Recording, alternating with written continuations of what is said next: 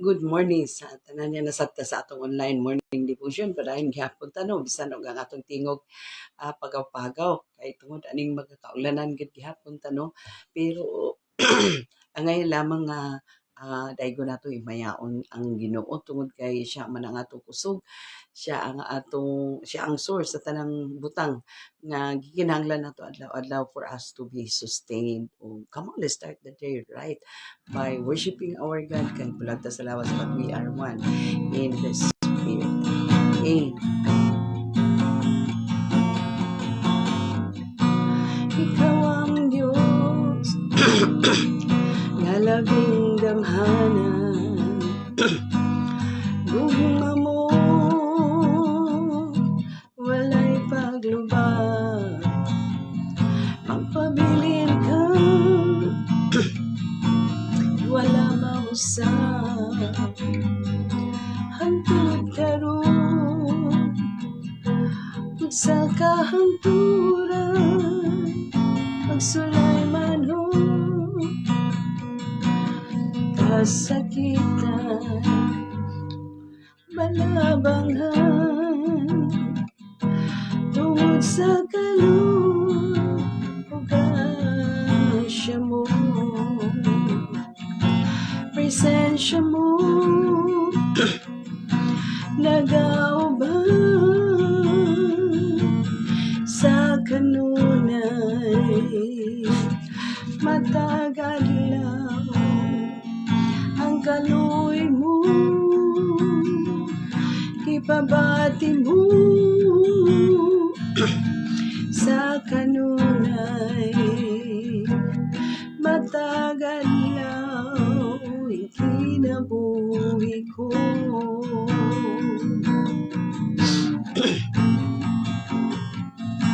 Ikaw ang Diyos nga labing gamhanan, gugma mo walay paglubag, nagpabilin ka wala mausap, hangtod karon ug sa kahanturan, mga sad mo dili maihap. Ikaw ang kusog ug dahalampanan, pagsulay man ho kasakitan, malabangan tungod sa kaloob ug grasya mo, presensya mo nagauban sa kanunay, matagalaw ang kaluoy mo, ipabati mo sa kanunay, matagalaw ang kinabuhi ko. O God, dili ka mo biya, dili ka mo pasagat, magpabilin ka hangtod sa kanturan,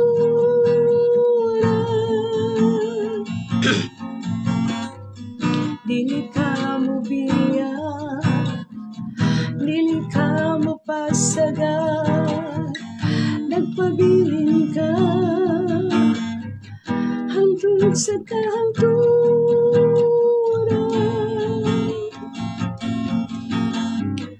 dili ka mo biya, dili ka mo pasagat, magpabilin ka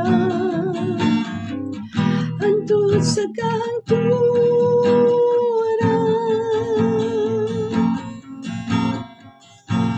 presensya mo nagauban sa kanunay, matagad lang ang kaluoy mo, gipabati mo sa kanunay, matagad lang ning kinabuhi ko. Thank you, Lord. Thank you, God. Salamat kay Lord sa imong pagpukaw ka na mamanin sa isa kabutagon, Lord. Ipabuka pa nimo ang among mga mata o imong ginibo, Lord, nga mobangon, O God. Thank you kay bisan pas kalidad malinaw ni nano kakatulog ng imong provide ka na mo amahan tipo gabi, Lord. O bisan pa sa imong paghatag nining laing matahong nga adlaw nga Thursday, O God, nga haning adlaw, Lord. Masustain usab kami tungod kanimo pinaagi kanimo diha kanimo labi na sa mga butang nga imong i-provide, Lord.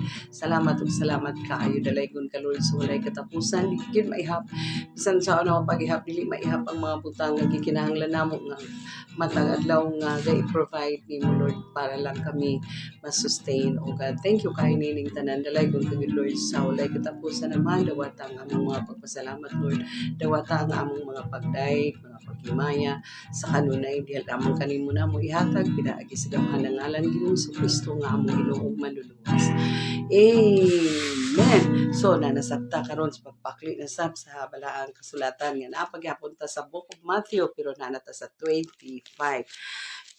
Kagahapon 24 karon 25 na ta. Pag kuan lang gyapon ta kutlo-kutlo lang gyapon ta out of the chapter nga atong paklion, kutlo lang ta og short nga passage, no, for every chapter. So dili magsamok-samok kining ubo, no, samukan kining ubo. So then din na karon sa chapter 25 anong itakol ang verse murag taas-taas pud ang 25, no, di na nato medyo taas-taas gyud kay 46 verses pero atong 40 lagi 46 verses lagi. So atong itakol nato ang verse 1 to verse 12. Okay. So, kung naatay mga Bible, atong basahon, paspasan lang nato, no? Kay bubo ra ba atong oras din sa atong online nga atong gialot, no?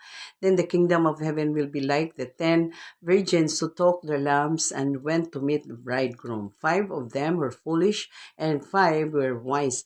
For when the foolish took their lamps, they took no oil with them, but the wise took flask of oil with their lamps. As the bridegroom was delayed, they all became drowsy and slept. But at midnight there was a cry, "Here is the bridegroom, come out to meet him." Then all those virgins rose and trimmed their lamps. And the foolish said to the wise, "Give us some of your oil, for our lamps are going out." But the wise answered, saying, "Since there will not be enough for us and for you, go rather to the dealers and buy for yourselves." And while they were going to buy, the bridegroom came, and those who were ready went in with him to the marriage feast, and the door was shut. Afterward, the other virgins came also, saying, "Lord, Lord, open to us." But he answered, "Truly I say to you, I do not know you. What's therefore for you? You know neither the day nor the hour." So it talks about the parable of the 10 virgins. Kabalo batang the 10 virgins signifies all Christians. Dinhi kita nato napulo kabuk gibahin og kaduha, no, 5 and 5. So 5 foolish, 5 wise. So nganong ginganlan ang katunga nga 5, nganong ang katunga nga 5 ginganlan og foolish because wala sila nagdala og extra oil, no. Ang 5 gitawag nga wise. Mao man ni atong gibasa dinhi ang another half nga 5 gitawag nga wise. Why? Ngano man tungod kay nagdala sila og extra oil, no. Dapat kung sila unta nga nakabalo magid sila sa ilang purpose nganong niadto sila ni anang lugar kay itagbuo nila, i-meet nila ang bridegroom. So dapat wise enough sila nga gipangandaman nga maabot gyud ang nga malangan ug abot ang bridegroom. So kawalang butang nga ang mga Kristiyanon karon was also divided into two. There are Christians nga foolish na ay Christian nga wise. Nganong main ko nga na ay mga Christian nga foolish. Why? Because Christianity is a journey. So therefore, kay journey ang Christianity, everybody is waiting for the second coming of Jesus Christ. No, Jesus Christ actually signifies the bridegroom during niini nga parable. No, kabalugid ta ana. So if you are a wise Christian, you should know nga malangan gyud ang pag-abot ni Ginoong Hesus. So you should take the initiative ahead no nga kung malangan dili ko magluya, kung malangan dili mo awp ang akong kandilaryo, dili mo awp ang kahayag nga niya kanako. No, so amo nang gitawag nga five wise, five foolish no kay dunay mga Christian karon nga nagkaluya na hinuon nangaawp ng ilang kahayag, ilang kandila, pero dunay mga Kristohanon nagpadayon og dilaab ang kandila no. So while gapaabot sa bridegroom, while gapaabot sa pagbalik ni Ginoong Hesus, mao man gid na actually ang atong gihulat no sa pagpangalagad nato sa Ginoo. Naay mga significance gid actually makita nato diri the 10 virgins nga foolish ug wise, 5 foolish and 1 signifies all Christians in the world, those those who believe in the Lord Jesus Christ, no, muna sila. And then the lamp, no, the lamp nga gidala, gibitbit sa mga foolish o mga wise, pareha man sila nagbitbit og kaning lamp, no, pareho sila nagbitbit. Ang diferensya lang ato kay extra oil ang 5 foolish, no. So pareha sila kita mga Kristohan pareho ta na atagi bit because the lamp signifies the word of God. Mo na ingon sa Psalm no nga thy word is a lamp unto my feet and a light unto my path, no. So mo na siya ang significance sa lamp. The oil signifies the Holy Spirit, no. We need the oil, no, sa atong pagkakristohano nang kinahanglan ta oil. So it might signifies the Holy Spirit in us. So we need the power of the Holy Spirit to sustain us hangtod sa pagbalik ni Ginoong Hesus. Kay kung walay gahom sa balang espiritu, ay manang daghang kay mga Kristiyan na malik na sa uno kay gipang kapoy na gilaay na kadugay babalik ni Lord, di ba? Kaniadto nga gahulat og 2K 2000K mubalik na si Ginoong Hesus ana. So inaana dabi kay wala man, no, because only the Father knows, only God knows unsa ang specific time nga mobalik si Ginoong Hesus. Do na ang mga sinyalis, na ang mga signs, no, nakita na nato, but only God knows, no, sa kwan. Nobody, walay bisan kinsa nga makatagna kung unsa gyud ang specific time. Signs ra ang makita kay mo na atong gitun-an dito sa chapter 24 yesterday morning. So karon mo na siya ang mga significance. The 10 virgins is Christians, signifies the Christian all over the world, and the lamp signifies the word of God. Tanan man ta nakaibalo sa pulong sa Ginoo. Tanan, di ba? Tanan Kristohanon, while foolish o while wise ka, ma-foolish o ma-wise ka, nakaibalo ta sa pulong sa Ginoo. Bisan naman lang mga basic kaayo nga mga word diha sa Ginoo. And then the oil nga mo'y actually mo'y nag-sustain sa lamp para magsiga, no. So signifies the Holy Spirit. So there are Christians karon nga gabit-bit sa pulong sa Ginoo, no, gabit-bit sa pulong sa Ginoo but lacking sa power of the Holy Spirit, no, kay naa gani gyud uban mga Christian nga dili gyud katuo sa working, no, sa power, sa working of the Holy Spirit, no. Unsa na lang ang sugo lugar ni Lord diya sa Ephesians chapter 5 verse 18 nga ingon si Lord nga this is not an option word of God, this is a command word of God. So diyang ingon diya sa Ephesians chapter 5 verse 18 nga be filled. Well, that is a command, that is not an option. Be filled with the Holy Spirit. So kinahanglan kuno ta mapuno sa balang espiritu. So That is really a command, a strong command nga kinahanglan mapuno ta sa espiritu. Dili na siya option. Okay ra kung mapuno ka, okay ra pud og dili. Sige ra sa imong pagpamuhat sa buluhaton sa buluhaton sa imong padaan nga pagkinabuhi Kristo, okay ra mapuno, okay ra pud dili. Just look at the lamp, no?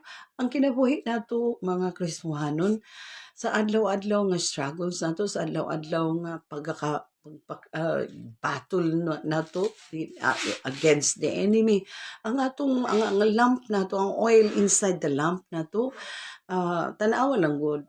Just look at the lamp nga puno pa na permiro sa lana. Pero sa kadugayan, how many days, how many hours, no? Kadugayan, mag-anam na siya ka-diminish, magmala na siya kadugayan. So, inana ba, kung walay Holy Spirit nga mo sustain, so we need the power of the Holy Spirit, yun. So, bisan pa o nakahibalo ka sa pulong sa Ginoo, pipila ka lugas nga pulong sa Ginoo gikapta nimo. Maabot gid gyapon panahon nga kung dili na nimo gamiton, tayo na siya. Kadugay malimtan gid na. So it is just like trimming the lamp, no? Trimming the lamp kung dili gid nimo, dili ka conscious, no? Kung dili ka mag-conscious nga.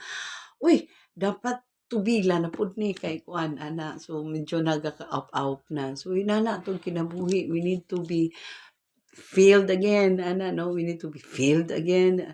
So medyo naga kuan ang atong kinabuhi, then be filled again, be filled with the Holy Spirit again.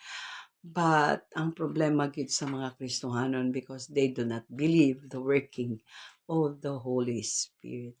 Though dunay uban mga Kristohanon nagtuo na sila nga actually the power of the Holy Spirit ana sila nga actually the power of the Holy Spirit is indwelling na from the life of a Christians from the time that he received the Lord Jesus Christ as Lord and Savior. Tinuod na siya mga igsoon. But lahi nang naang infilling, lahi po ang indwelling. So kanong kaato na itakol sa sudod, no, kay medyo lalom na nang naang lahi ang infilling, lahi ang indwelling, no. So we need infilling, we need extra oil, no, sa atong pagpangalagad sa Ginoo, sa atong journey, kay taas-taas ang atong journey o gahulat gid ta sa kuan. So the final nga ang final gyud nga exhortation dinhi ni Lord Jesus, no, sa ato nga tagaan po nato ang final gyud nga understanding, no, nga makita nato diha sa verse 13.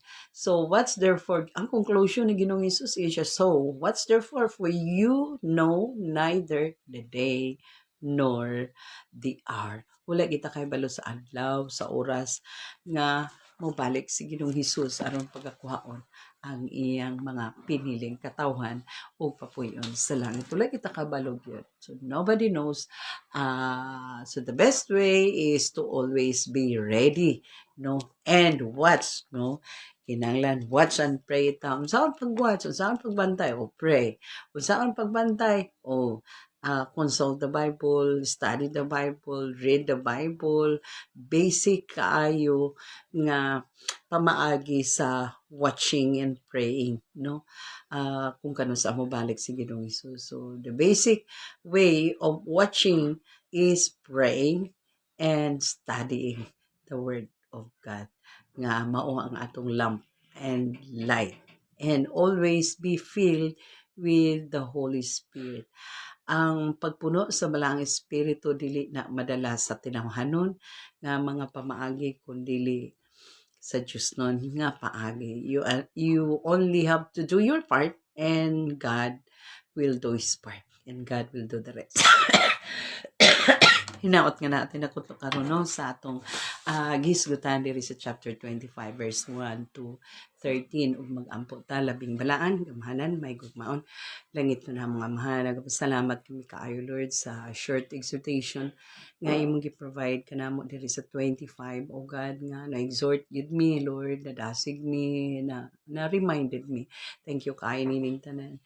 Naga-pray kami usab Lord sa mga kaigsunan nga panarbaho karon Lord sa opisina, private o public ng office, nga imo silang provide og usog, katakos, kabasog sa panglawas, bisan pa man willpower, Ginoo aron nga makaya nila ang ilang trabaho, Ginoo Lord nga bisan unsa pa ka daghan sa backlogs, kadaghan sa isangon sa ilang mga burden sa trabaho, makaya nila tungod kay naa ka.